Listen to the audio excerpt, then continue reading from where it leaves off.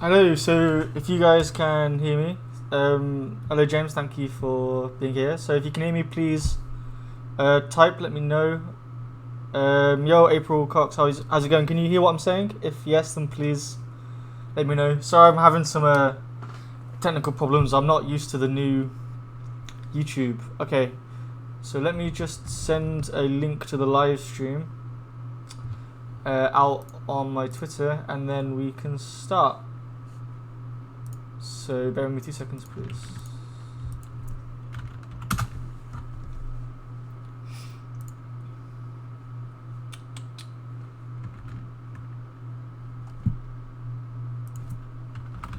Live stream update Q&A. Okay.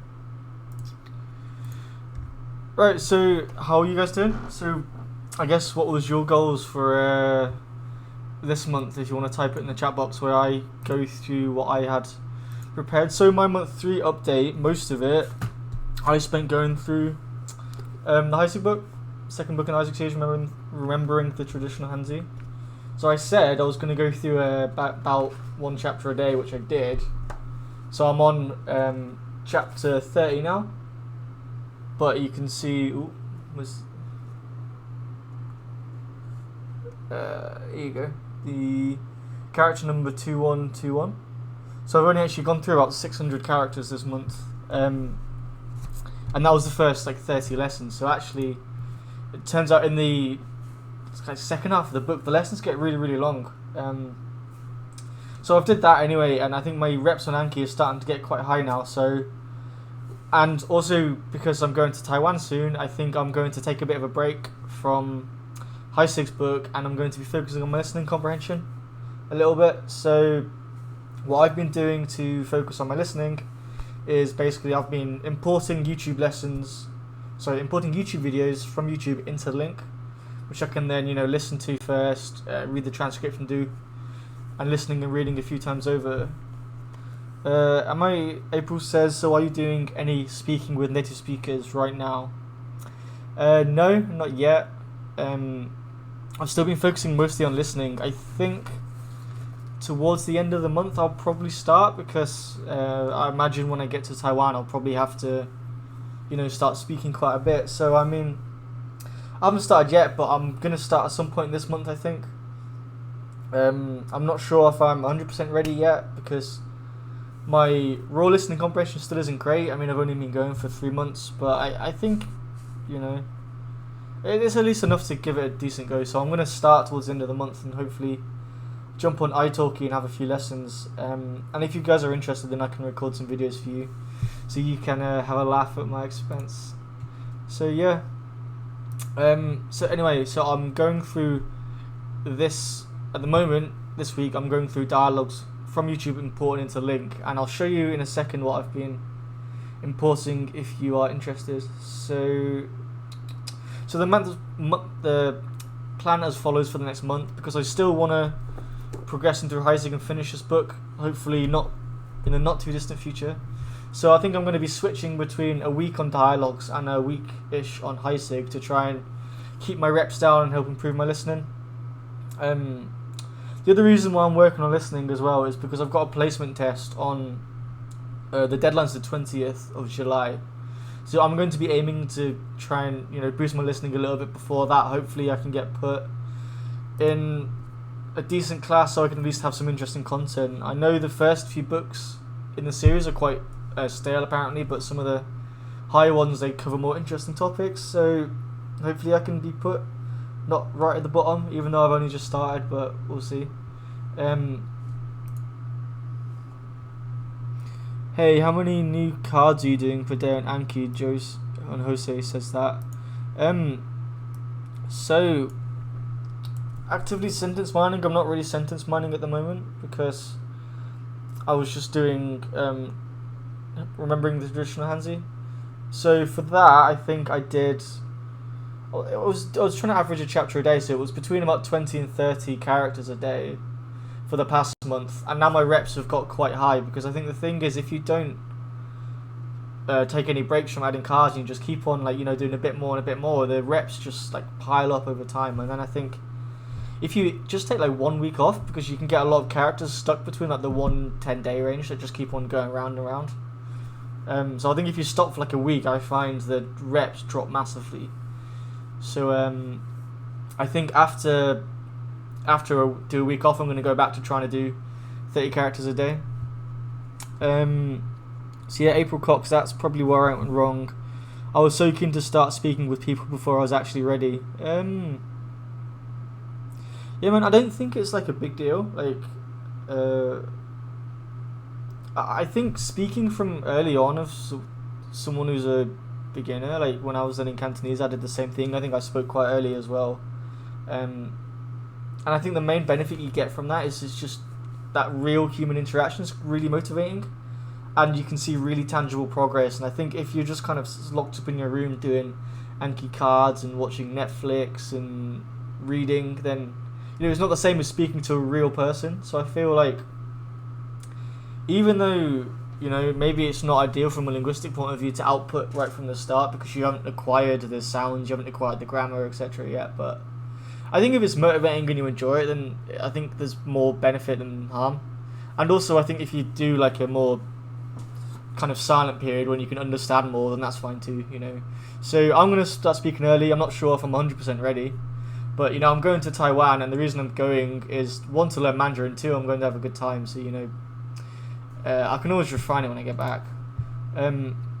So on for my goals for next month then. So week 1 I said was doing dialogues on Link. I'll show you what I've imported in a second. Week 2 I'm going back to Heisig, probably doing 20 to 30 characters a day, and then I think and then the week after that I'll probably go back to dialogues again until I leave. When my flight's on the 25th of August, and again that's to try and boost my listening for my placement testing before I go.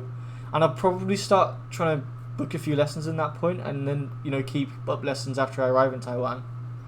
And then my placement test on the 19th, I'll let you know how that goes. I'm not, to be honest, I'm not too confident because I've only literally just started studying Chinese a few months ago, and I know some people would have been going at it for quite a long time. So hopefully I'm not in like the bottom class, but we'll see. And then after that, towards the end of the month, I'm going to try and focus on Heisig again.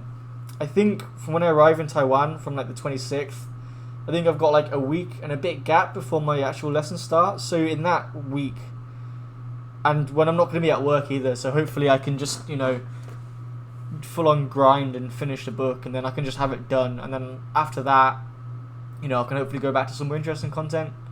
And I'm looking forward to, I'm going to start trying stuff like importing Netflix videos into Link. I did it a bit for Spanish and it was really fun, but I kind of moved on to that more to reading for a long, and did more of that eventually. But I think with Mandarin, I think I'm going to actually stick with it for a bit longer and try to study with TV shows, and also YouTube videos have been really fun so far. So yeah, so I'm going to show you Link now. If you guys have any more questions or anything, please put them in the chat, because I don't have too much I want to speak about today.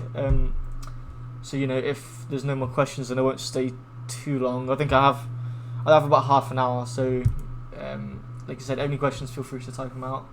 So I'm just going on to Link now. So let me. Hey, yeah, what's Link? Okay. LINGQ link.com. I'll show you that now, April. And maybe I'm pronouncing it wrong. I think that's how Steve pronounces it, the guy who made it. So this is Link. This is what I used to learn Spanish with. So, okay, well, it's still in Spanish actually, but you have like the library here with loads of lessons that other people have imported in and made public.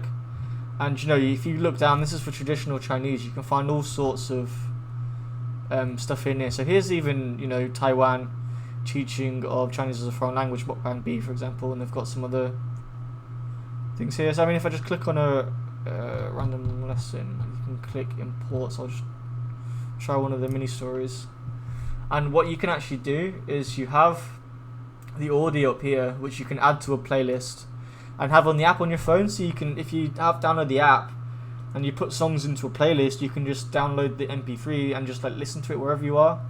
So, you know, if you walk into the shops, if you're, you know, walking to work or whatever, or in my case, I'll probably be walking to university, to the MTC in Taipei, and I can put the audio on, and then you have a few options. You can, so for the reader, you can turn the pinyin off if you don't want it, and you can just click on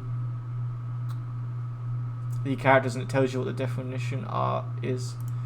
And there's also text-to-speech here. If you press that button, you get text-to-speech, and you can also look up like phrases and stuff as well. So it was winter, for example, and every time you click on a word, it turns yellow, and you can review these as flashcards or whatnot. I don't really do any of the flashcards or any of that. I mean, my experience with Spanish was I just used this, looked up words, and just read a lot, and through just the act of reading, I acquired a really big passive vocabulary. This is my one for Spanish. I mean, I went for 6 months and 19,000 words, it says.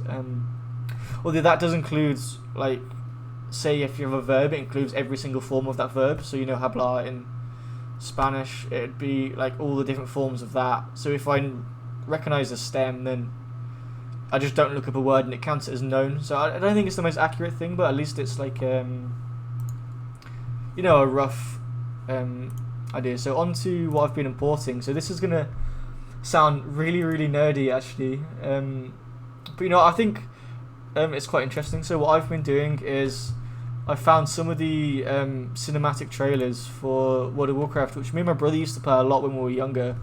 And I've been thinking that maybe when I arrive in Taiwan, I might try and join some of the Taiwanese servers, and, you know, that'd be good because I can like instant message people. It's a lot of reading and some listening practice with the cinematics. So I've been just importing these, and if you want to check, if you want to import, then you can use the link import tool here. You just click one button, and you basically want to look for stuff with CC. So if I click on the 3 dots, you can open the transcript here and turn the timestamps off. So you can copy and paste this in if you want, or you can just click the import button. So, I mean, this is what I use, and I think the voice acting is not bad. I mean, if you click on it, I don't know if you guys can hear that, actually. Oh shoot, I'm gonna have the audio coming out the wrong thing. 2 seconds. Just can't my headphones. Okay, you should be able to hear this now.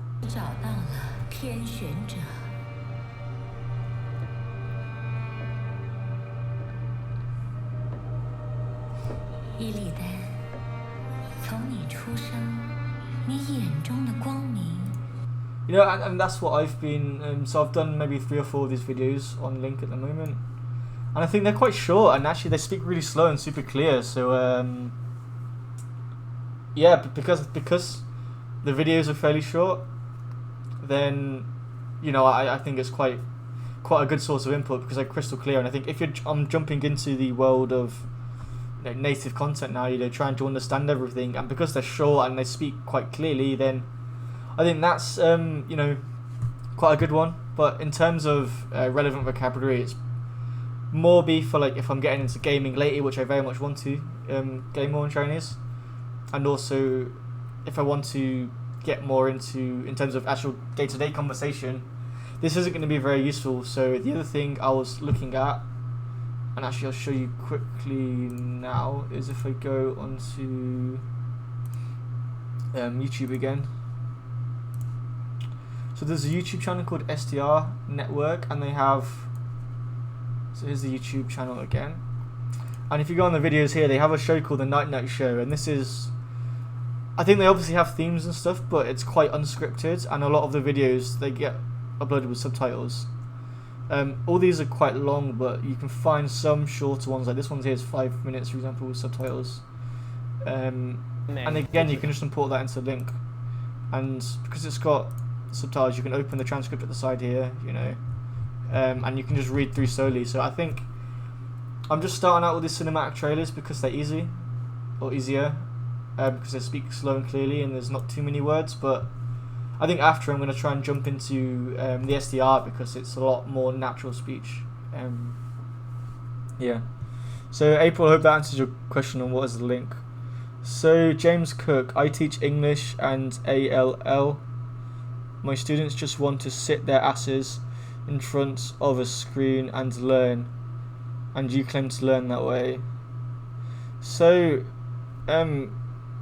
it's not quite as simple as that, I think. So James, I think, in my mind, so immersion's like the glue that holds everything together. So if you imagine learning a language is like building a wall, you're building a house, right? So you've got the bricks and you're putting them on to build a house. So the bricks for me is like my focused study time in the morning. So I spend an hour every day listening and reading and looking up all the known words, going through in a lot of detail, making sure I get close to 100% comprehension of that short dialogue. And then I just do that every day, and progressively my listening improves from that. So they're the bricks, and now you start building the bricks, but without some sort of cement there to hold it together, they can fall off really easily.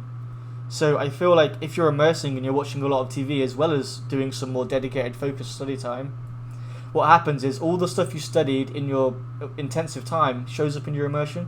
So you see the words and phrases again, you hear them again, you study a grammar point and it comes up again in your immersion. So it really reinforces everything and stops you from forgetting, because you're seeing it out being used all the time. So I think really that combination of more focused time, when you're kind of putting the bricks on top of each other and then you're really cementing it and holding it all together with the immersion, that's how I see it. So I think if you literally just sat down and only watched TV, I think that'd take a very long time. I think you may be able to get there eventually, but it's definitely not the most efficient way to do it. It's just, so the way I think about it is, provided I've got my hour in the morning that I actively try to study and look up unknown words and understand a lot, then any spare time I have when I want to enjoy myself, either watching TV or playing video games, then doing that in Chinese as opposed to English is obviously going to benefit me more. So it's not something to rely on, but I think it's definitely can expedite the process. Checking it out now, and it's great. Yeah, I mean, I really enjoyed Link for Spanish. I'm not sure how good it'd be for something like Chinese, but yeah, I'm gonna let you guys know what I think as I go along. Exactly, listening and reading first. Yeah, James, and I think, so what I described with the dialogues was what I do as a beginner, but when I was going on a little bit, later, then I think I shifted from dialogues and just tried to read as many books as possible. So with Cantonese, I found a website called Hong Kong Gold, and they published a lot of free stories on there. I tried to read a lot and again look at words I don't know, maybe create a few flashcards, and just try to expose myself. And with Spanish I did the same, and I read some quite interesting books. What you saying? Enseño inglés en todos mis estudiantes, solo quieren sentarse en frente. Oh, that's the same as what you put in the English. Yeah, I mean, yeah, it's kind of like, I think when people say watching TV to learn a language, they can think of, I'm just going to sit in front of the TV, put in no effort, and I'm just going to absorb it all and acquire it, and I don't even have to try. And maybe that'd work in the long term, but surely yeah, maybe that'd work in the long term, but it'd definitely take a very long time, probably years and years to get anywhere. So I don't think it's the best way. I think you've got to try and have some more active component. Can we hear you speak some Mandarin, please?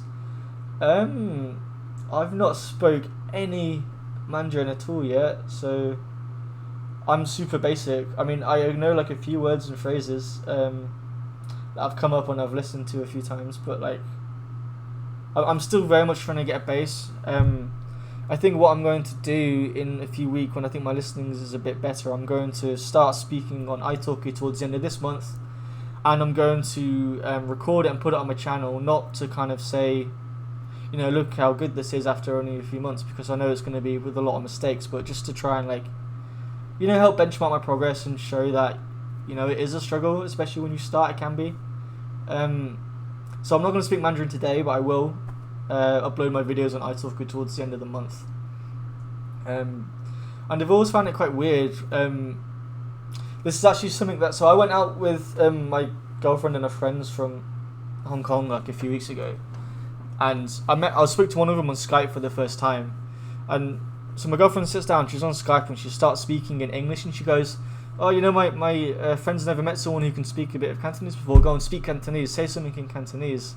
And I'm just like, for me, that's really weird because it's kind of like putting you on the spot, but at the same time, if she wanted me to speak Cantonese and she was like speaking to me in English, I kind of feel like we're either in one language or the other, you know? So if she was just like, like, and she started using Cantonese to speak to me first, then I feel like that would have been a lot easier. But yeah, it was quite weird. I found that quite weird.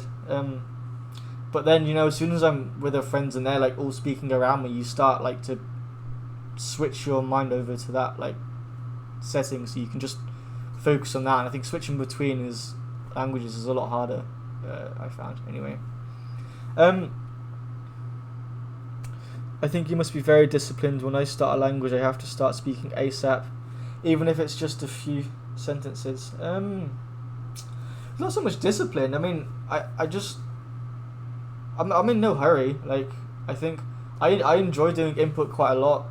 You know, because I can listen and read to stuff I find interesting. And I think I know from, like, I'm no guru obviously, but I know from my experience with Spanish and Cantonese that, you know, through doing a lot of input and you get a good comprehension, then that will definitely make it easier to speak later. And I did speak earlier in Cantonese, and I found the thing that would limit how far my conversation goes isn't what I can say, because you can always paraphrase a bit. It's more like what I can understand. And I don't think anything stops a conversation quicker than somebody saying something and I'm just like, I don't know what you're saying, you know. Yeah. And yeah, just out of interest and motivation, so that's true. I mean, I think that is the biggest reason. If you're very extroverted and, you know, it's all about the speaking for you and you really enjoy it, then, you know, I think then speak from early on, that's fine. You know, I think provided you're getting a lot of input as well, then I think speaking early on, it can help you, I think it can help you acquire words a bit faster if you've got that bit of active time speaking, because if your brain was like really struggling to remember something, and if I was there like saying, oh, how do I say this word in Chinese, and then my teacher eventually says it, I think because I went through that time mentally struggling to produce it in real conversation, I feel like that puts it up and my brain kind of recognises that as an important piece of information because it put me in a difficult position before not knowing that. So then I think it'd help you notice, and when someone uses that word in TV or in your dialogues or whatever, it would stick out like a sore thumb. So I think you can get some benefit that way as well.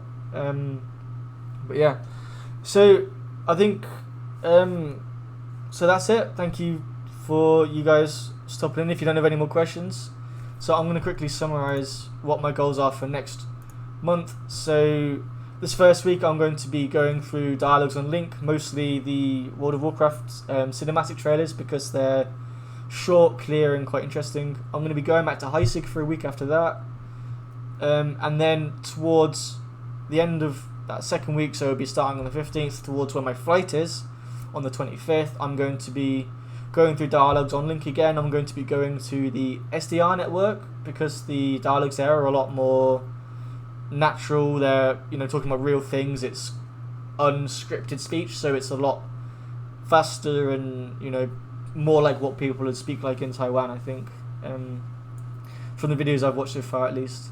And that'll be to the 25th to try and boost my listening for Taiwan and to try and hopefully do good in the placement test. But as I said, I'm a beginner, so we'll see if that actually goes well or not. And then after that, at the end of the month, I'm going to start taking a few iTalkies and I will put it online. So I'll do like I did with my Spanish session. I won't talk at all, and then in my very, very first session, I will put it online for you to see, because I'm trying to do my best not to try and show you guys, look, this is the result after, because I feel like it's all the in-between bits that's the important bit, right? And if I'm talking to my camera just saying, oh yeah, you know, you shouldn't be afraid to make mistakes too much, you know, it's difficult, it's a struggle, but then I'm not willing to kind of show that, then no, I'm gonna try my best to put it out there. So thank you so much for James and April for coming to watch, and anyone else who's watching the live stream that hasn't left comments, thank you so much. I really do appreciate the support on this channel, and I know it's still very much quite a small channel, but these past few months when you guys have been leaving more comments, it really does mean a lot to me. So thank you so much, and I will see you guys in the next video. Peace.